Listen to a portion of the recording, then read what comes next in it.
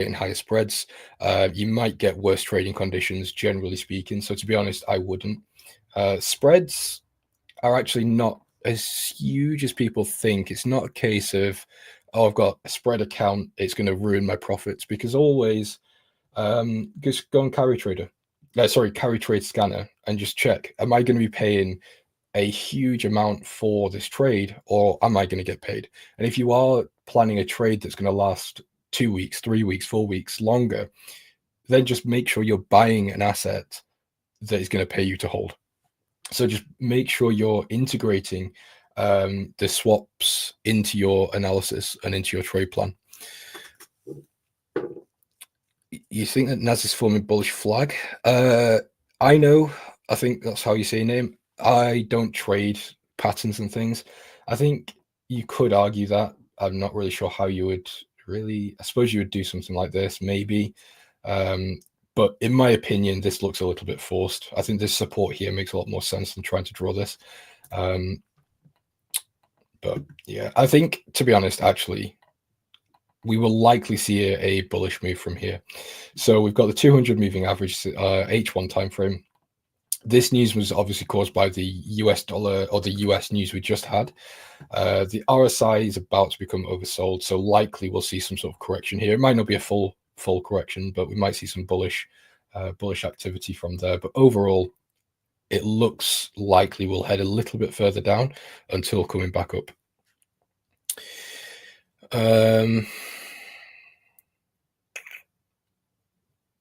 Okay, cheers. Withdrawals go quick. I don't know if that message was to me. Do you trade based on CFTC COT reports? Swing trading, yes, but not for my DCA trades. DCA generally is just the overarching macros and just basic technical levels, and that's it.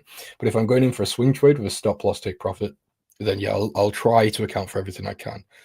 So retail positioning, COT reports, macro trends, those types of things. I've been holding GBP on my account, but it's down a lot against the dollar in the past few months. Would you stay in GBP or switch it?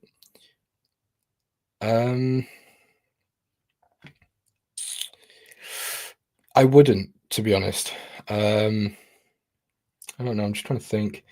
Actually, you know what? Yeah, switch. Or I would switch. Actually, this isn't financial advice. I can't do that. I would switch because I think the UK is in a very bad place, and I think it's only going to get worse. But the deterioration I'm expecting isn't going to be a case of it just drops. It's going to be a very slow, very continuous move to the downside. If you guys want to know a little bit more, I'd suggest watching a guy called Gary's Economics on YouTube. He is a ex-city trader in London. He breaks down the UK economy very, very well. He's actually the one that made me realize how bad the UK actually is. But the problem is, I can't really do anything about it in terms of trading, so I'm kind of just waiting. Do you think the dollar is too high? No. Nothing is ever too high, too low. Look up something called the efficient market theory. That will explain what I mean by that. But essentially, the theory is that markets are always priced correctly. Would it be better to wait for setups after NFP? Depends. You swing trading, day trading, scalping. It really depends on quite a few factors, really.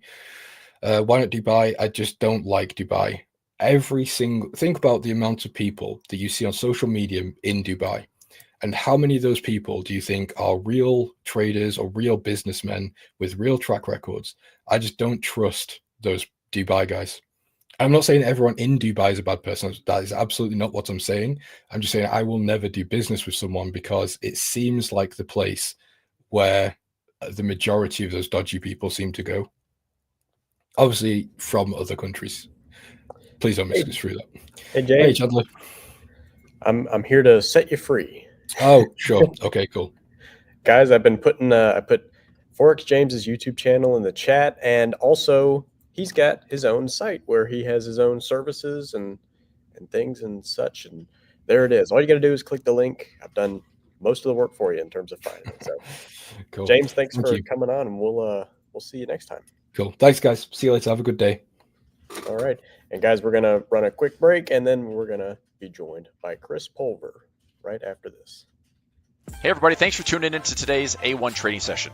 We love engaging with our audience, talking shop, taking requests, and sharing our favorite setups. It's about that time where we're going to review a bunch of indexes, stocks, currencies, gold, silver, Bitcoin, and pretty much anything else and share our insights. If you're wondering what trades I'm in, if you're wondering what trades I'm taking, and you'd like to see exactly how I'm trading everything, you can actually follow my trading signals. If that sounds like something you're interested in, we'll share a link in the chat. You can sign up. You can sign up directly with the link or speak to a support rep if you have any questions. If you're asking, what do I trade? Pretty much everything. Indexes, ETFs, stocks, options, futures, Forex, and crypto. Thoughtful analysis, active trading. Check it out. And now, back to the show. Good morning, everybody. Happy Tuesday. Welcome back. Taking a look at NVIDIA, which seems so promising. I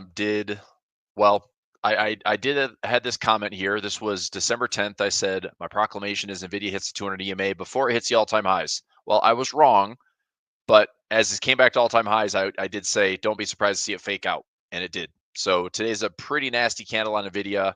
The heat map is NVIDIA down, Broadcom down, Tesla down, Amazon down, Eli Lilly is positive, Meta's down, Netflix down.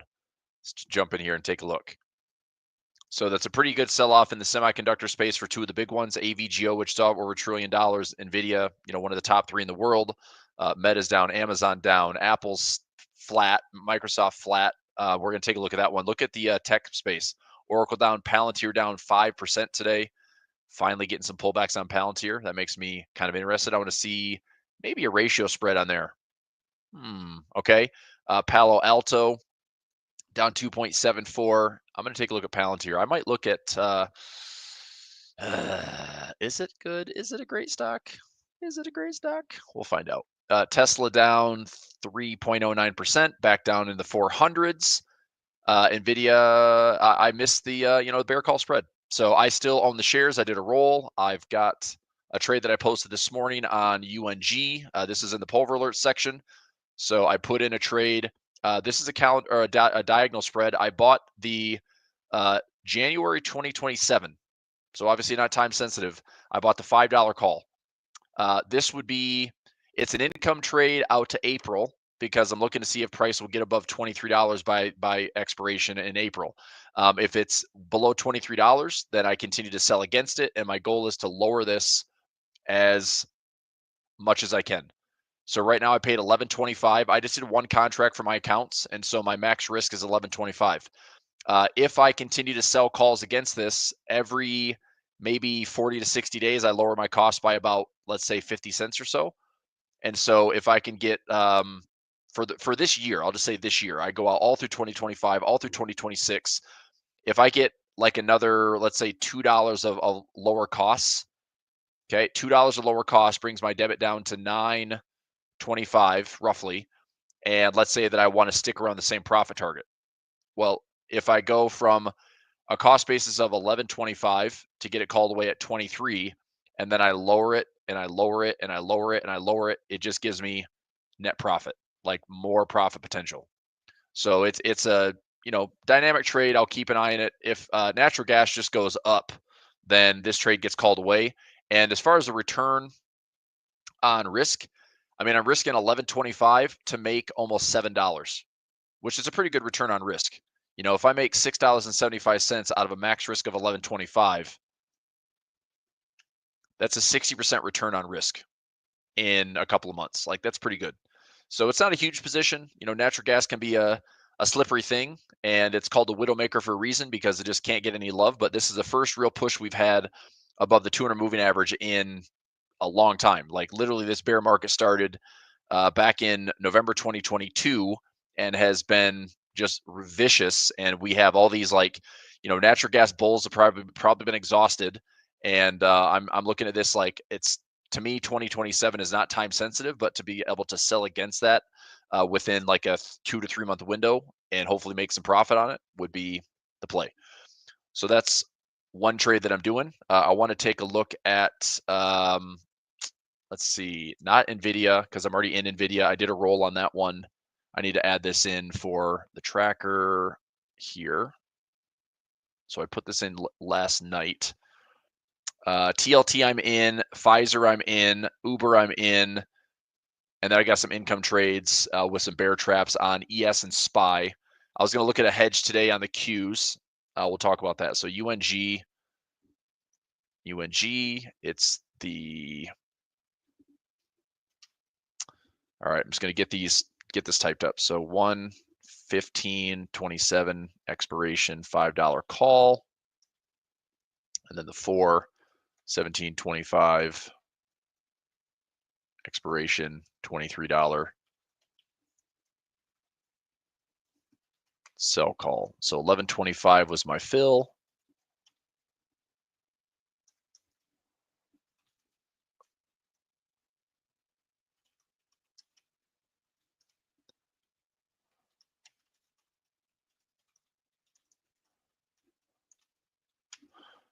Okay. So that, I want to look at Palantir, PLTR. There's still a long ways for this thing to drop. If I'm looking at some ownership prices, I don't mind owning Palantir in the 50s or 40s. And I'm trying to think. Let's go ratio spreads. Let's see what if the Ivy rank has jumped up 84.7. That's pretty decent. We've got earnings in February. Could I get this thing low enough? If I went out to, let's say March, go out 73 days, look at a ratio spread. If I said I want to own Palantir, I could probably own it in the 50s or lower. If I did the 50 by 49 or the 49 by 48, I look at this level here. So $45. If I could own this as close to $45 as possible, I'd be okay with that. Let me look at I can do a 111 or some type of like put condor. No, I don't want to put defined risk in. I'm willing to own the shares. So if I did it here at 48, so I collect 93 cents. I can get a little bit more out of that I get $1.09. This isn't too bad for 73 days. I make $100 income. I'm willing to own the shares. My break-even price if I own the shares would be 49 minus $1 and minus the $1.10 credit, because I would get $1 profit on the bear put spread, and then I would get $1.10 on the additional put. And so my break-even price, I didn't think I did that right. So 49 minus $1 and then minus $1.09. So I'd own the shares at 46. Is that right? I guess it is. Yeah, below $47. That's not bad. If I go to an at the money, let me look at 30 days out for an at the money. So what's an at the money call for 30 days? I mean, you can lower the cost basis pretty aggressively. I don't mind taking shares of Palantir. I think fair market value is in the 40s. So yeah, I'm going to take this trade. All righty. So that would be March 21st.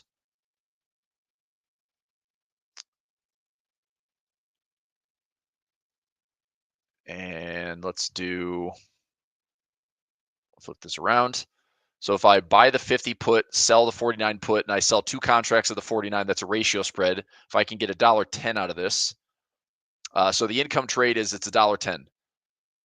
And that's like an 80, so it shows here 87% probability. You know, the deltas, the assignment delta would be like a 10 delta. So there's about a 10% chance I get assigned the stock, which I'd be okay with.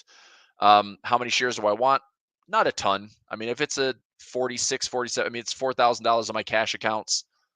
So it's a decent chunk to tie up. It's tying up, I don't know, just around 1% or so for a lot of these accounts. But it's income if it doesn't get assigned, and I can keep doing this over and over again. So I don't mind that trade. I also think if I did this is the riskier side, because if Palantir is like going to rip again, like I don't want to put that in the way. I just don't think we're going to all-time highs. I think this stock had like one of the most ridiculous runs of 2024. It was one of the best stocks in the S&P. I think it was the best stock in the S&P, which was probably surprising. And for the life of me, I could not get assigned anything in here. I was doing ratio spreads, credit spreads, and it never pulled back. So I tried to get assigned all the way up here, just never happened. But I'll take my chances. I could probably get, I mean, two ways to trade this, right? I could either do kind of an at the money credit spread and just work this cost basis lower, or I can do a ratio spread at a price that I'm willing to own it and take ownership around $47. And then if I take on ownership, then I will, add a call, add a put, and I'll sell the call and I'll buy the put. So I have a collar trade. If it goes up, I'll generate income. So you're going to see me doing that a lot this year. If I own any stock, I'm going to have collar trades. I know they're boring, but I'm going to make sure that I get some income on the upside and protect the downside just in case things turn south. But for $1.10, now the mid price is trading at 92 cents. I don't love that at all. The difference here, that's crazy. So I can get more credit on this 50 by 49 than I can on this 55 by 50, even though I'd actually own the stock cheaper. This is kind of nuts. I want the income, but I also like to break even. I don't think we're coming back to that point though. So anyway, I'm gonna take this trade, hopefully get $1 for it. Can I get $1.05? I'll start with $1.10. All right, let's try this. So $1.10, I might have to lower the cost. I might actually, let's go out one expiration more. April. See if this one works better. 46 by 45.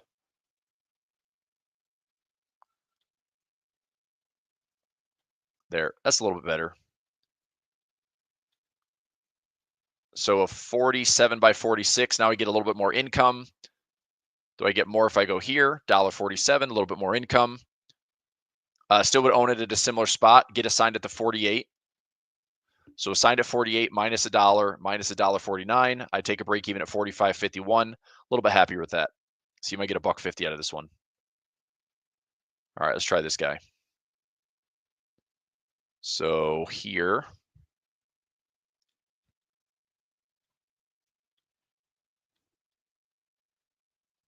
$1.50 is not filling. Let's go down to $1.49. I'll finesse this for a couple of cents, maybe $1.45.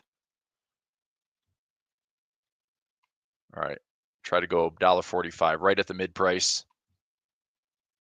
Not filling. Come on, spreads. $1.44. Kind of $1.40 is going to be my final offer. Let's find out.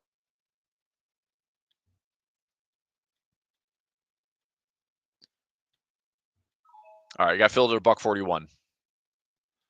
Okay, so everyone's getting some love on Palantir. Filled at $1.41. Moving through the accounts now. Getting filled, no problem. Okay, good. Looks like $1.41 is pretty consistent.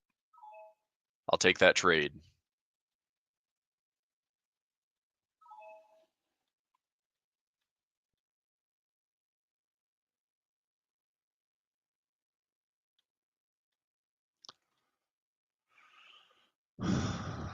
Okay, pending at $1.41, maybe $1.40. Getting filled at $1.40. Okay, fine.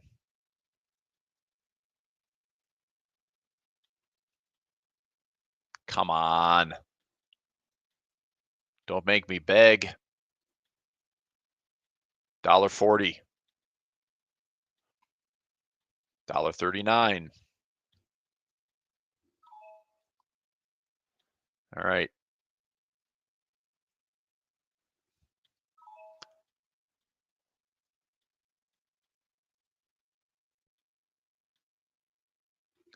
Getting filled there. And getting filled for the $1.41. There we go. And last account. All right, so $1.40, $1.41 getting filled. That's going to go into Pulver alerts. I'm in the trade, adding to the tracker. This is PLTR and April 17 expiration. I am buying the 49 put and I'm selling the 48 put with 2 contracts. So that's a Palantir ratio spread. Willing to own the shares. I just want to own it at a price that I'm happy with. So $1.41 credit.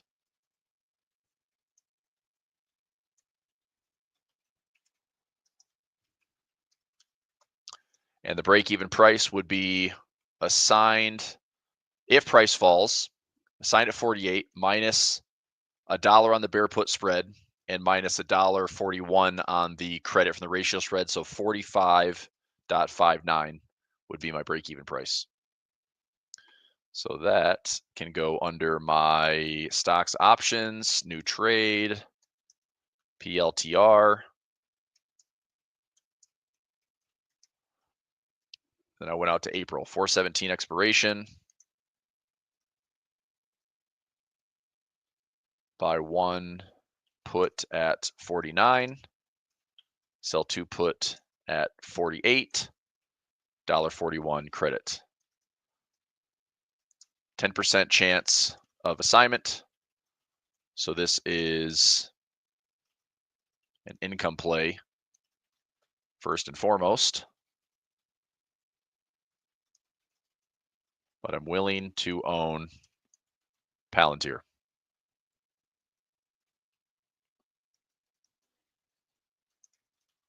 If assigned, break even is 45.59.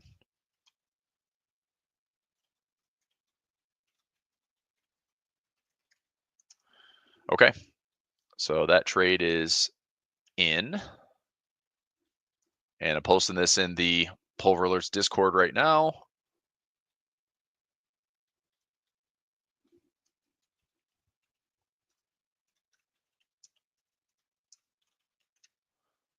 So buy the 49 put, sell the 48 put for $1.41 credit. And there we go. Past resistance becoming support. Hopefully, I mean, likelihood of assignment's pretty slim, but you never know. So if I get assigned, so be it. And I'll own it and figure out what to do with it. But if, otherwise, just collect the income and that's fine too.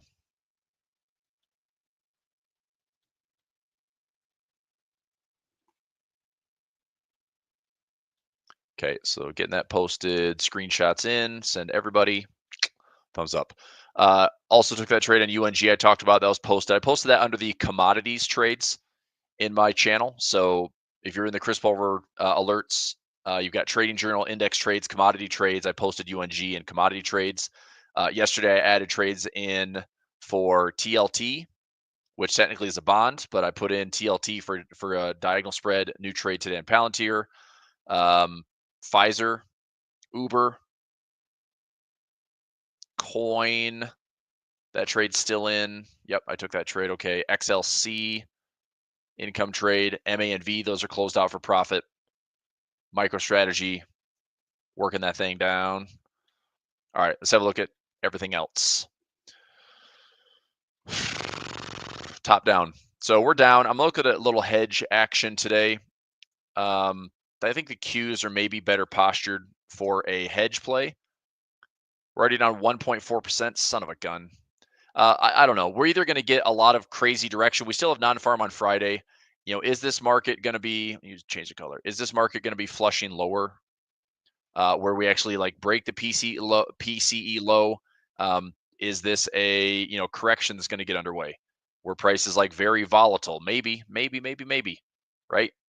This is a little bit more of an orderly move to kind of buy at a discount as opposed to, I think what everyone gets concerned about is like, does this market just freaking dump? I have no idea, right? I mean, we've got inauguration on the 20th, non-farm CPI, PPI next week. No major Fed decisions until probably June this year. I looked at this yesterday during my 3 p.m. Final hour session. What I see from the Fed is pause through January, pause through March, still a probable pause in May, and then June would be that potential rate cut. Okay, and now I think I took a screenshot of this. There is a potential that the market's actually pricing in a freaking rate hike. I don't see it. right now, like everything looks like they're just kind of pricing in at some point between June and September a 25 basis points cut, but I don't see a hike on the table as far as the probabilities, right? I mean, do you see any of this? So to show a hike as far as the futures tool or the Fed tool, we'd have to see a 4.50 to 4.75. We'd have to see a histogram popping up here somewhere on the radar, and it's nowhere to be found. Right? So even through January, there's nothing higher than, a pause. Through March, nothing higher than a pause. May, nothing higher than a pause. Nothing higher than a pause, maybe a cut. So I don't see anything that shows the rate hike scenario this year, at least from the Fed Watch tool. Not yet. Now this obviously can change. Who knows? We go to probabilities here. Looks like the first cut would be coming in June. That's where the probabilities are sitting right here. So pause all the way through May, which is kind of the first half of the year, right? First half of the year would be zero action out of the Fed, and hopefully the market kind of, whether the steering wheel is shaky or not, we'll see if we can still navigate this soft landing, no landing scenario. The Fed pivoted pretty hard in December though, and I don't see any hikes on the table. But once we cut, it's interesting. Like the probability right now is if there's one cut, that's showing one cut for the rest of the year. Now, all these are subject to change, but the Fed, as in December, 1 to 2 cuts for next year, and this is showing about one cut on the table. Okay, so anyway, interesting stuff out of the Fed. Did things get worse before they get better? I said one of the easier things to do as a bull would be to actually have the opportunity to, buy the lows. I had some good hedges over the holidays. It worked out really, really nicely.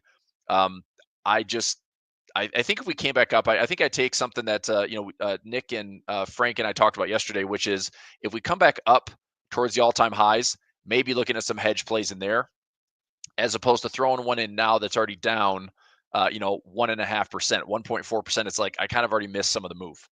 So if we keep bouncing around in here, and maybe this market is just going to chop around, right? There's still a lot of indecision, uncertainty. It's like, what does Trump lead with?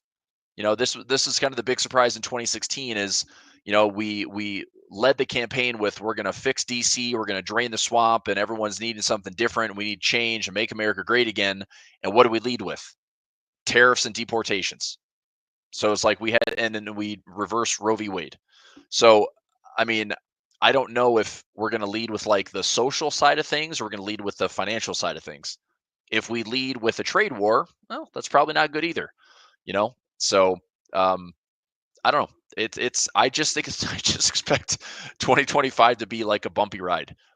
And I'm looking at, there's some stocks I'm interested in. Palantir, I got the ratio spread on. I want to look at like an AVGO. I mean, part of me it's hard to fade, what has now become like a Mag 8 scenario, Fantastic 8, whatever the hell they're going to call it for 2025. But it's hard to fade this move, but man, it also seems like, is it fair value? Let's find out. So AVGO, profit margins lower, insider selling, probably at those highs, or earnings forecast to grow, price to earnings. I mean, that's insane. This doesn't mean anything for like tech stocks. It's like people pay, 200, 300. It's not really like, it's certainly not undervalued. I'll say that. Against its peers, this is what I don't love though. Right? I mean, if I want to establish a position in AVGO, I mean, we're $80 overpriced, $70 overpriced based on a discounted cash flow model, and based on its peers. NVIDIA is at 32.3 times price to sales. Peer average 14.2. Let's see, Qualcomm. Where is Broadcom? 21.5. So it's a little bit more than the peer average, but you've got AMD in here, which is still considered, I suppose, price to sales wise, like not a terrible multiple. It's still up there. Qualcomm, not bad.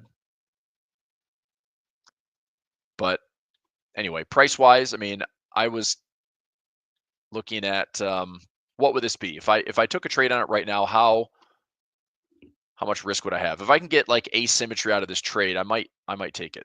If I went out, let's say the next, I don't know, do we have a flush? The timing is hard on this one. If I went out to the end of the month and just said, look, semiconductor is going to have a rough start. Yes, no, maybe. We got $5 wide spreads. I don't love that. If I buy the 225 and sell the 220, you know, I risk $2 to make 295 or 205 to make 295. Like that's not a bad trade, but I need price to stay below 220.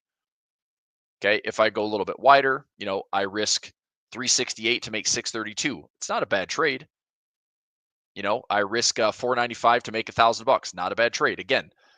But how much lower does this actually go? Is this a, you know, gap up and this is just a lot of indecision?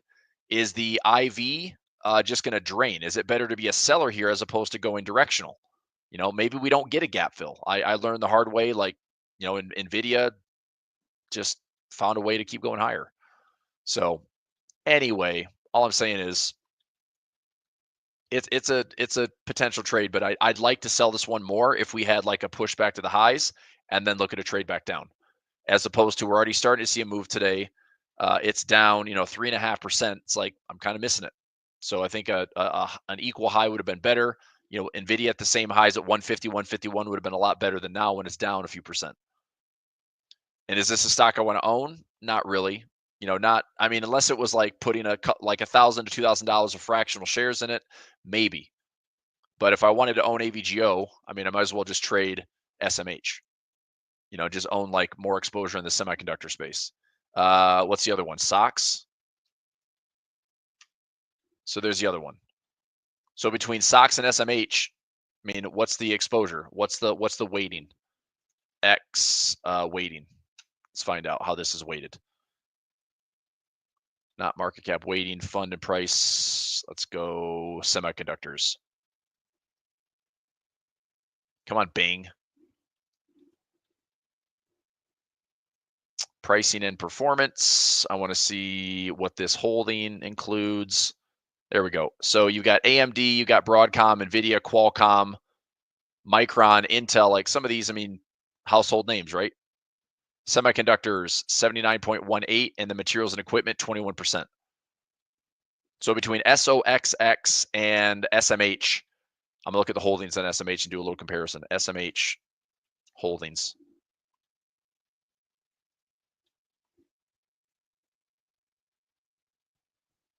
I mean, that's all NVIDIA. So you got Taiwan Semi and NVIDIA for 31%. So I'd say as far as diversification goes, this one might be a little bit better. If you're interested in a bit more diversification, even though it's still heavy semiconductors, it's way lower. Like NVIDIA is only 8% versus SMH is 20%. Like that's all NVIDIA. But NVIDIA is probably one of the most single like important stocks in the markets right now. It's, you know, top 3. It has a great head start. It's been one of the greatest assets the last 20 years. So I kind of like this one for having materials and equipment and semiconductors as opposed to just the companies themselves. So we've got, that's it. Like it's all. Are there any equipment things in here? Maybe. Anyway, food for thought. If they were cheaper, it's like $227 a share, not super awesome. So it's not really something I want to say I love doing some trades on it. But question is, could I do a ratio spread? Could I generate some income? Could I have a high probability trade? Let's find out. Let's go SOXX versus SMH. So we're trading an 18.9. We only have monthly expiration, so I don't love that. Let's go SMH. Now we have better option chains. We're trading at 26.5 IV. This one obviously is a little bit more concentrated in NVIDIA. But if I went out like 45 days, that's February 21st. Out of the money puts. So the lows here back in August 5th are on the 190s. Could I do an income trade in the 190s? 200 by 195. It's probably not going to give me enough credit. Nope, that's not enough credit for me to justify that trade. If I just sold a put, not that interested because I have zero protection on that. Could I do a 1-1-1 trade? Maybe. If I put in a trap here, let's go 210. If I buy the 210, sell the 205, and nope, like credit, I don't know. I don't love that trade. Son of a bee. It's almost better if I did, I mean, NVIDIA, honestly, like I might just do a 1-1-1 on NVIDIA. I still have shares. I'm working the cost basis. I have shares down to about 132 right now. But could I do through earnings? Choices, choices, choices. Maybe a ratio spread. Let's go out to April. Premiums are pretty solid, and I like that a lot. If I wanted to own NVIDIA, which I'm happy to, I think I could repair the stock pretty easily. If I could own NVIDIA at 120 or less, I think that's pretty simple on a ratio spread here. So if I did like a 115 by 110 or a 1, even that's not bad. Sell the 110 times 2, and that's a good income trade right there. There's only about a 14% chance of assignment.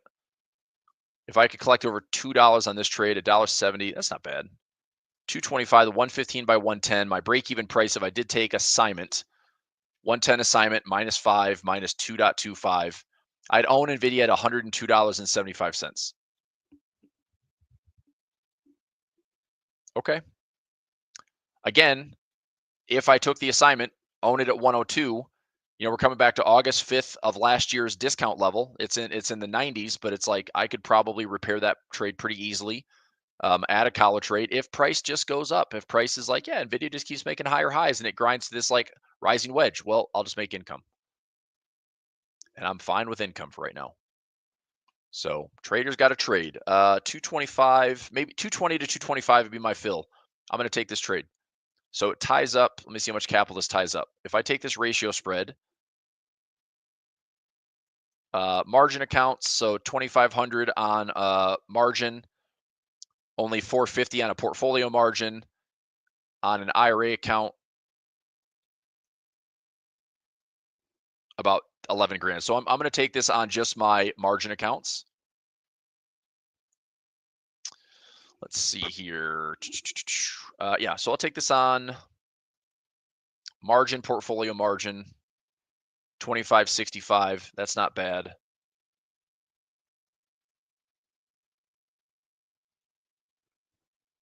Okay, 115 by 110 ratio spread, 225 fill. Let's see if we can get it.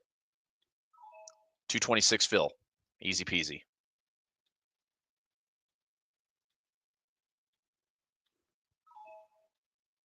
Okay, that account filled for 225.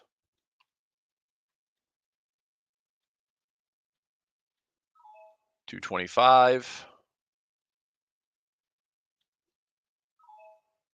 Good. And that's a cash account. That we can handle it. 9072. No, I don't want to take, that's 10 grand. 9072, I think, is a IRA account. Yep, I'm not going to take that one. And then 16, that one should be fine.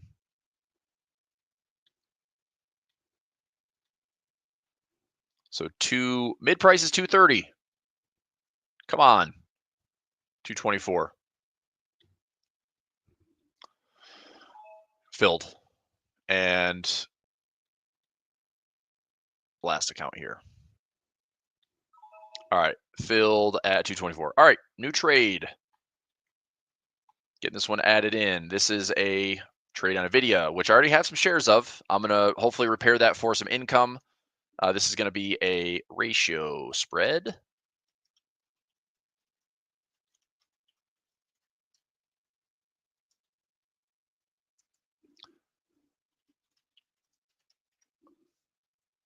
And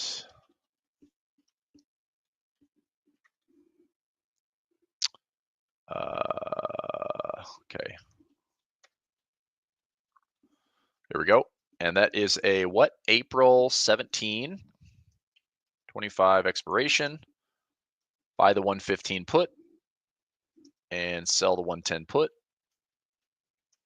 2.24 credit on the low side. Willing to own. And that break-even price would be assigned at 110, which is only about an 14% chance of assignment. So it's an income trade first, but if I own the shares, I get assigned at 110, minus 5, minus 2.24. I'd own the shares at 102.76. I'd be happy to own NVIDIA at 102.76.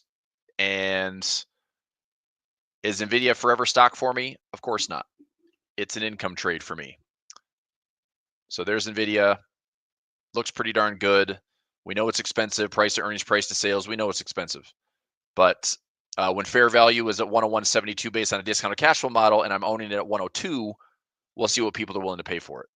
But as long as I have protection and I can work this thing for like $5 or $10 a share, it's income, it's income, it's income. I'll do that a lot. Okay. So proclamation, that was wrong. We did hit the all-time highs, but I did say that if we do tap those all-time highs, expect a fake out, and that's exactly what happened today. Ran right up here, and then boom, big old dump. But I have my shares of NVIDIA right here. So I had the shares. There's my collar trade. I get it called away at 140, or I have a protection play at 130. Then I have the ratio spread I just put on, and very wide, but also like I'll take the ownership at $75 if I get assigned out to June this year. So I'll get that trade also posted in my Pulver alerts. Stock options, new trade. NVIDIA.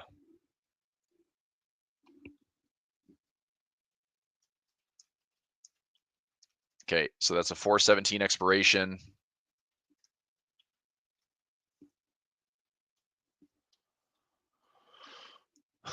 Sell the 110 put.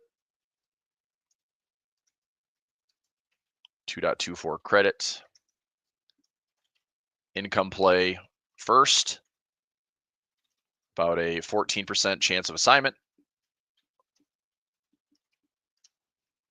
Willing to own if price is less than 110 by expiration. Break-even price is what? 102.76.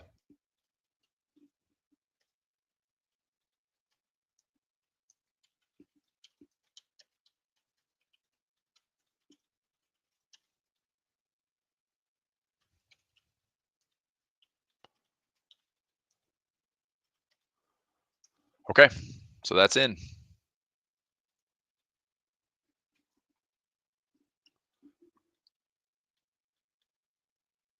All right, corrective symmetry, I'll get rid of that one, add in the ratio spread, 4/17 expiration, buy the 115, sell the 110, 2.24 credit.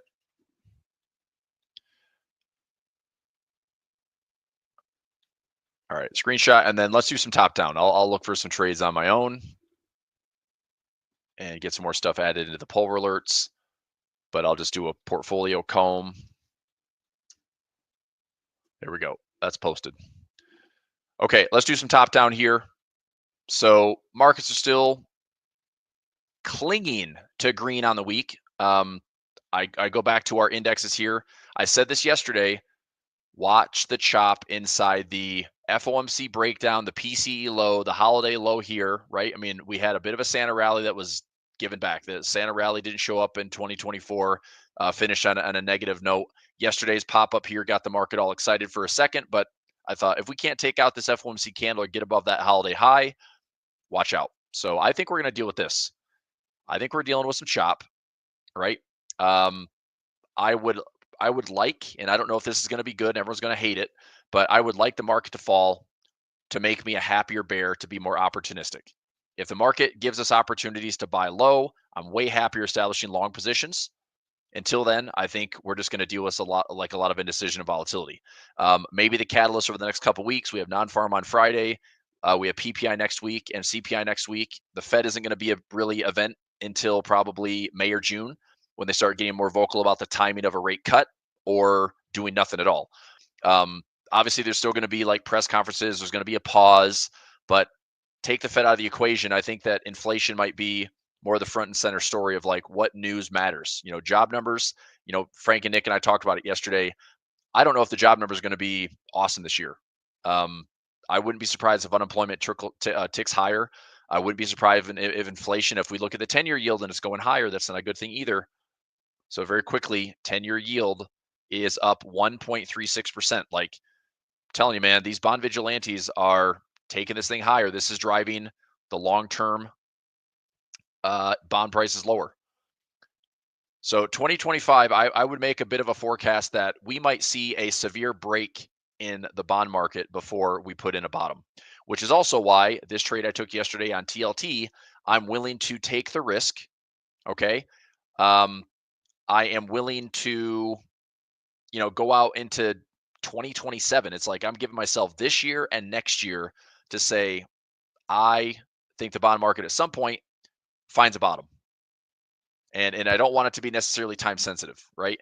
It's enough of a debit where it's like, okay, I've got a 1% risk for something I could generate maybe a 0.5 to 1% gain. But the more time I have to lower this cost basis, the better it looks for a net gain. And all I'm looking for is if TLT, for example, finds equal support here in the low 80s and rips back up to the hundreds, well, that's fine. That's easy income.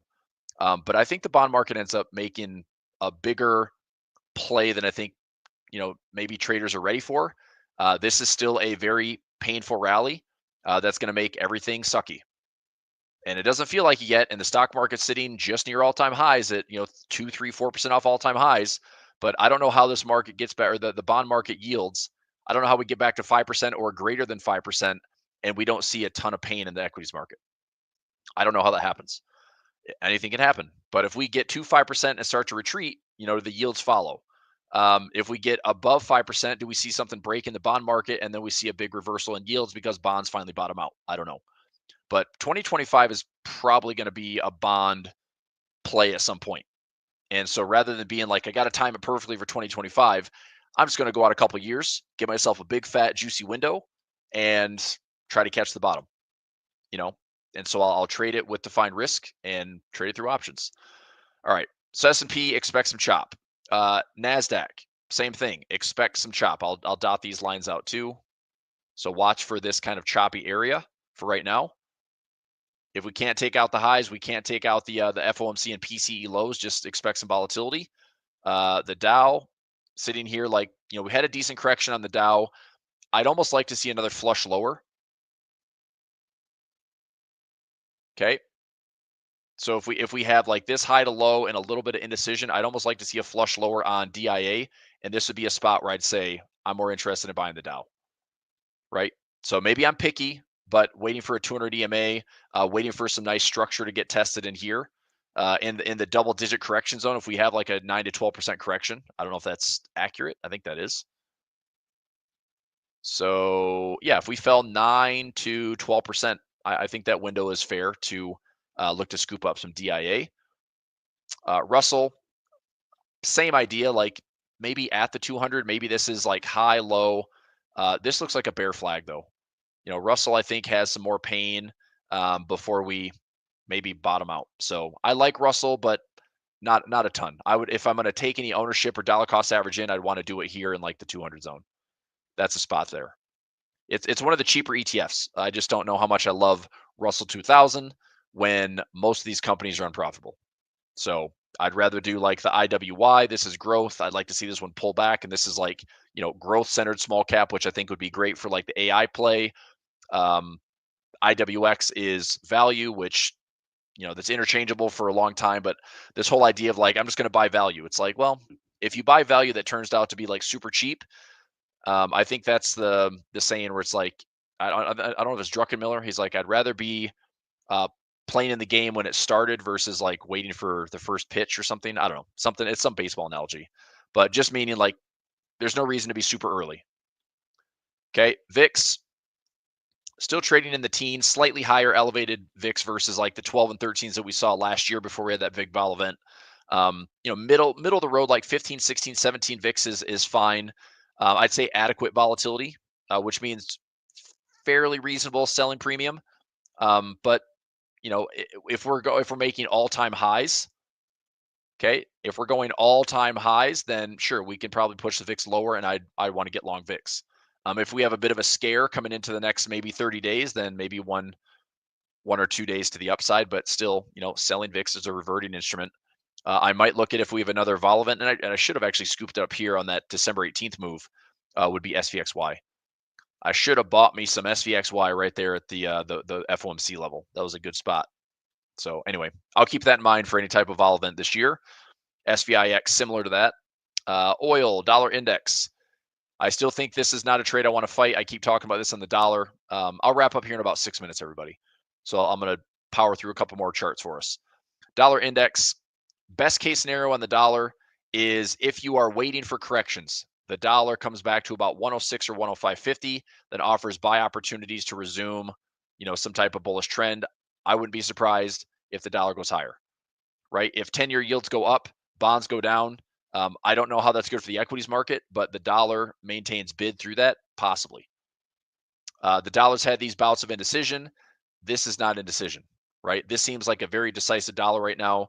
I would say in order for me to get bearish on the dollar, we have to be less than 105.50. If we're less than 105.50, then I'm looking at, okay, sure, maybe this is a range trade. Maybe this is a liquidity play. Maybe this is efficiencies. But I don't think that we're going necessarily below 105.50. I think if we pull back at all, that's a base to then build support. And if we break out above this, we're going long. So I still like dollar long. And I say that because if the dollar long position gets us to 114, 115 on the dollar index, then I will back up the trade and put in like a macro trade here, where I will short the dollar for like 12 to 24 months. But until then, I'm trying to figure out where is the best spot to participate in dollar strength. You know, we had the squeeze here. I participated there initially, and then once we hit these highs, I was out. So I didn't get the extra, you know, I guess the extra chunk of dollar strength when I was just closing out at a high. Okay. So I think dollar strength prevails. Just see how it plays out. But if we're staying above 106 or 105.50, I still look for buying opportunities there. Oil, can we sustain a close above the 200 moving average? That's the question mark. Fake out there, a bit of indecision. But if we have a rally here with a bit of a bull flag, then yeah, this might look like we're heading higher. But don't hold your breath, because something might just snap this thing right back. So I still think this is tough price action right now until it's like open space. I think we've got to be greater than about 76 for me to say I think this oil trade is for real. You know, now I took some trades in here. I did some bull call spreads and I had some profit in there, but I took a lot of partial profits because I was like, if this thing keeps pestering the floor, I think we break the floor.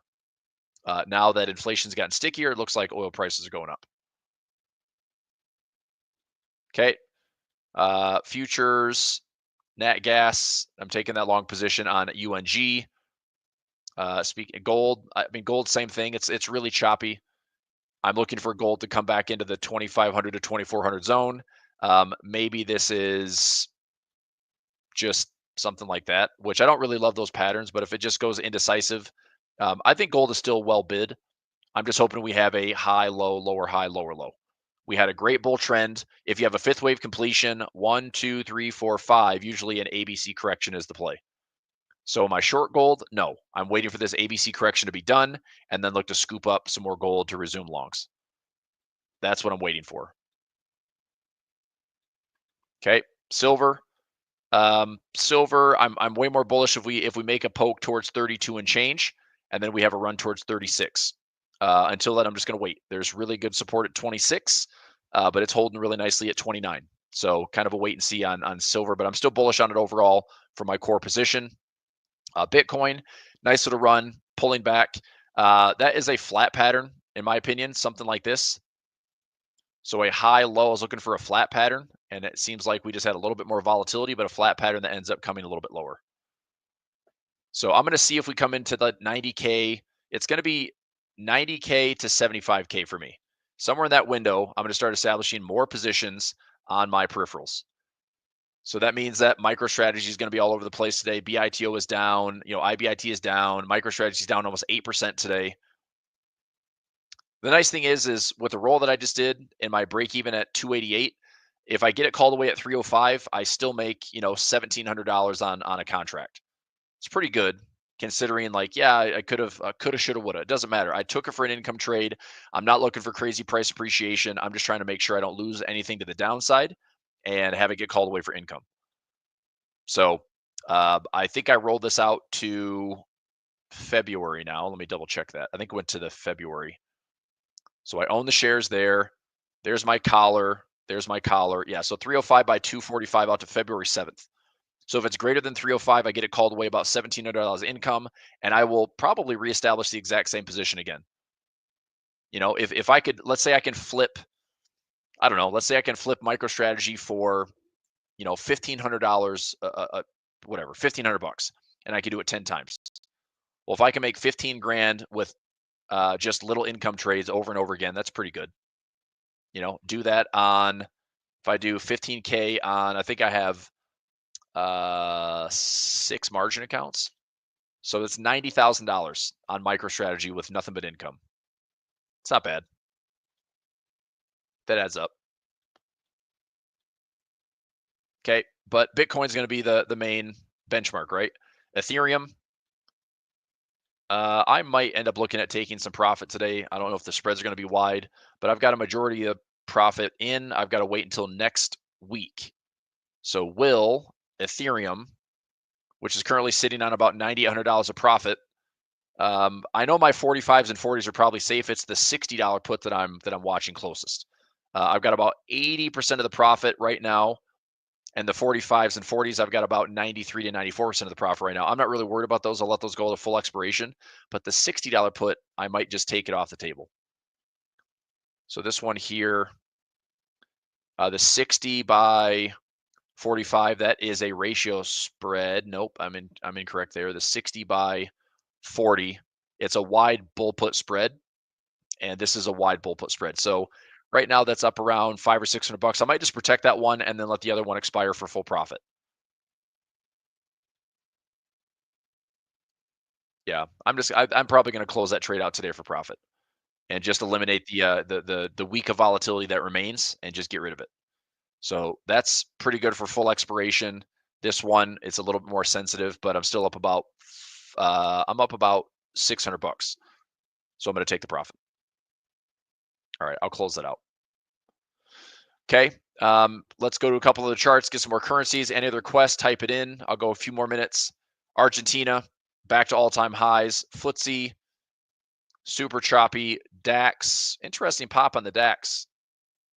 Trying to revisit all-time highs again. I don't know. I mean, trade options. It's like if you got an index here, it's like, what do you do with it? The pulling back to the 50 period didn't really get me that interested. The FTSE, defended these levels. I don't know if I just think maybe the best thing here is right in the middle. If you can sell a strangle on the FTSE somehow or whatever ETF can trade the FTSE, man, it's such a good looking trade if the premium is there. So anyway, Argentina, I just waited for a pullback. I didn't get it. Let me see. Should I trade ARGT? It does have some options, but they're not great, right? I can go out 100 days. Premiums are pretty much trash. We're trading at 89. I mean, I'm just more interested. Like, I do a ratio spread here, but I want to get it in the 70s, and you can see that the premiums are nothing. So it's just not a great trade. If I put it in the 80s, it's like, okay, so I buy the 80 and I sell the 79, and I do it twice, put on a ratio spread. It's an income trade. I've got about a 20% chance of assignment. I don't mind getting the assignment on ARGT. It's a nice diversification. It's, let's see here. I'm curious if it's, it's 0.65 beta. So it's slightly lower than the S&P, but I mean, this thing has just been great. But can I own it? 80 by 79. It's like, that's not really why I don't want to own it there. I mean, I want to own this thing in the low 70s. So I'm almost better off. I just don't get any premium, right? You see how it gets cut off? If I buy the 74, sell the 75, let me check this out. So if I buy the 74, sell this, let's try this one.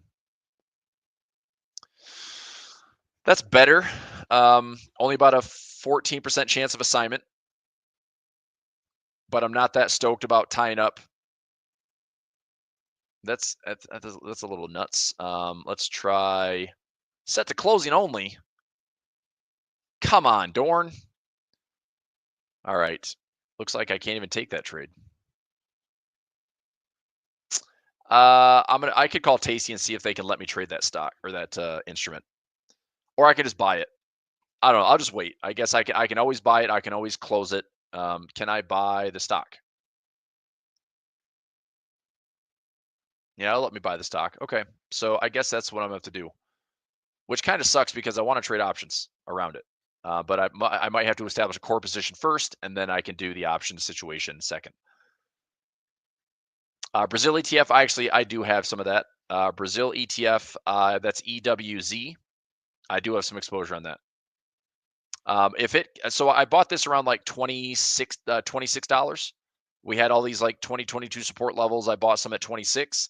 The next level I'm looking to add another chunk of shares in would be at the COVID lows. So if we come into like the 21.50s or the $21, $20 zone, I'm going to probably throw some more at it. Okay, Apple back down to 2. Come on, freaking Apple, you a-holes. I was looking for a liquidity hunt this week at 250, and I mean the week's not done, but still annoying so far. Amazon, Google. I did a bunch of trades out to 2025 on Google. That one's pretty busy already. Meta. If we get a pullback, we have a really high bar count on Meta, so I'm looking for either a lot of indecision here, a lot of indecision in order for this EMA to catch up, or an actual correction. Not sure which we're going to get, but I'm not buying all-time highs. Microsoft looks better. I have an income trade there. That is a ratio spread. I have the ratio spread here. Those are income. So that's like $3.20 of income over the next 30 days. I mean, would I take the assignment? Yes, but the probability of assignment, it'd have to come below 375 or below 345, which is way down here. We'd have to make fresh lows below August volatility event. So probably what I'll do in Microsoft is this. I'll do more of it. If we come back down to these levels and look for this support zone, I'll probably just do more. Do more like 1-1-1s, do more ratio spreads, and just look to generate income. I don't necessarily want to tie up 100 shares at a $380 stock. I would only do it on my portfolio margin accounts, but still, we'll see. Netflix, same thing on the bar count, pretty high bar count. I'd like to see it pull back a little bit and then establish some long positions. Another, if the IV is high enough, I do some ratio spreads. Probably more 1-1-1s than that one. NVIDIA, that's a big fat candle to the downside. We're down 5% on NVIDIA today. I say bring it on. I think if this was a fake out, this market might be, more determined to come back to range lows or come back and find this 200 EMA. And then we start establishing better positions. Hopefully, even if we hit the 200 moving average and all we do is go sideways, if NVIDIA goes sideways, don't be surprised to see the S&P do the exact same thing. It's going to be more volatile on NVIDIA than it would be on the broader index. But, if we've got what would be that high to low, right? If we go high to low, I mean, that's a 20+% range. So if we have a 20+% range on NVIDIA, could we have like a 5 to 10% range on the SPY? Sure. Or the Nasdaq? Yeah, maybe 10 to 15%. Tesla, I might still get my dollar cost average positions filled, 360, 250, still pending. The other one's down here at 285. And then ratio spread down here, the 280 by 275, willing to own some shares of Tesla. Berkshire Hathaway did a 1-1-1 on this one. Nope, ratio spread 415 by 410. And then the bond situation, like I said, the 7 to 10 year, it's like the long end of the curve just keeps going down. As the yields rise, bonds going down in the 7 to 10 year and the 20 year. This is probably one of my bigger forecasts for 2025 is something breaks the bond market, right? It could be bond vigilantes. It could be the yields going higher. It can be just nobody wants U.S. debt. but combination of something where it's like we've been in a 41% drawdown for the last 4 years. We've had 3 out of 4 losing years in the bond market. That's no guarantee that the market has to go up, right? I'm just saying it's interesting. Like it's been so beat up. It's literally like the only asset last year that didn't make money. Every other asset last year made money. Look at this screenshot here. I shared this during my 3 o'clock session yesterday. Look at this. 2024, everything made money except for long-term bonds. That's embarrassing, right? So you've got losing year here in 2021, losing year in 2022, terrible losing year. We carved out because of the Q4 rally in 2023. That was the only reason that this market was positive in 2023. It literally came in like a month. The market just ripped off those like October, November lows, and it got into positive territory to close out for the year. But here we are right back in, resuming a downtrend. So, long-term treasuries are just awful. And at some point, the trade-off is if investors realize that equities are riskier, then they're going to flood into bonds. And, we're also at the highest correlation that we've seen on history. Bonds and equity correlations at 0.76, which is the highest we've seen ever. So again, I think that, they're going to trade with some type of differential where at some point this goes down, bond market probably rallies, equity has some pain. Don't know when. But anyway, that's why I'm looking out to 2027 because I'm not trying to time this movement. If I'm establishing a long on the bond position, I'm essentially saying from now until 2027, does this market find a way to go up at all? Does it bottom out there? Does it go a little bit lower with divergence and then, give us a bullish pattern? I have no idea. But if I can time that over a 2-year window, I'll make some money. And the nice thing is do I have to wait 2 years? Nope, I don't at all. Because if somehow this thing goes back up and we're above 91, then I make income. If we go down here, then I will roll this and lower the cost basis more and more. So instead of this $21 debit, maybe I can lower this down to like 15 bucks. And if I can still turn it into a nice profit, I'll do that. So whatever. All right, that's that. 10-year yield. Screw it. I'm so mad. Like 10-year, this is going to make mortgage rates get back above 7%. It's not that far away. And if you look at mortgage rates now, it's like we're no better off than where we were in summer of 2024. Okay. And if we start getting above 7%, then we're no better off than really like March and April. Like this would suck, man. And I'm in this market. Like I'm supposed to be closing on a house mid-April. That's all I got to say. Like not fun. So numbers are going to look like trash. Fortunately, it's a early enough phase where there's equity built into like, as the neighborhood gets finished out. But my gosh, man, I'm going to be annoyed with a, 6.5 to 7% interest rate. So, and I think the days of a, sub 4%, that's like a dream come true at this point.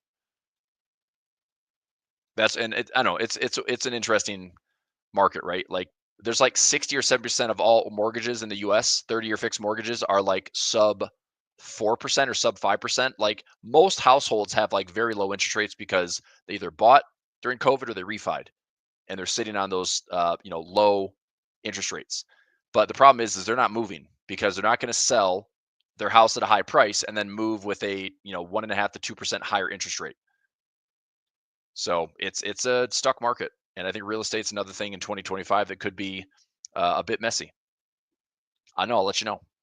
All right. I see a couple currency requests. Dow, we already talked about. That's US 30. So I'm looking for a little bit deeper correction. I'd love to see the Dow pull back 10%. So your US 30. If it pulls back, I'd watch this 200 moving average. Somewhere in here, I like the US 30. So I'd like to see maybe 41,000 get tested. So if this is a little bit of a flush, a little bit of follow through, but then we start to see some scooping up there. So 41,000 looks attractive. Aussie dollar, I'm still holding long, but small positions. Yep. So I'm building small on the Aussie dollar for right now and willing to take this thing down to 6,000. Again, I know I'm early. I'm very early to trade, but if the dollar pulls back in the short term, then maybe the Aussie dollar pops back to like 63 or 64. If that's the case, I'll take the profit. I've got 1, 2, 3 positions in, and I'll take some profit. If I get this one better than break even and have 2 winners, I'll take profit. So I'm not trying to fight it, but if we end up flushing lower, then I'll just wait for that that trade down here at 6,000. So Aussie dollar, New Zealand dollar, I'm long. Dollar CAD, dollar Swiss, I'm long. So there's a bit of a hedge there, obviously. Dollar CAD, I'm still going to hold long. Non-farm is Friday, so we have employment news out of CAD and dollar. I don't know if this ultimately hits my profit target. Hopefully it does. If this one gives me a pullback, I might end up taking another buy trade to establish that follow through. I think we can hit 45 or 4,600 on dollar CAD.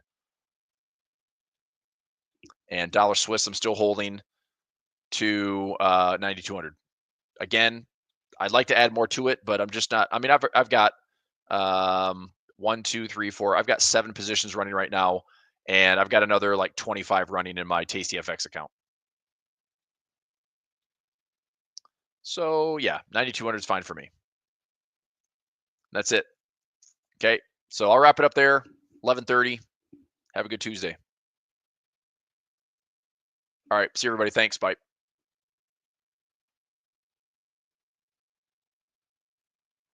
Thanks for watching today's A1 Trading Show. We hope you enjoyed, and we're excited for a brand new year of trading with you. If you're new, consider subscribing for daily videos and live streams all year long. Be sure to check out the description below for our latest deals and offers. 2025 is just the beginning of our best year yet. We'll see you tomorrow.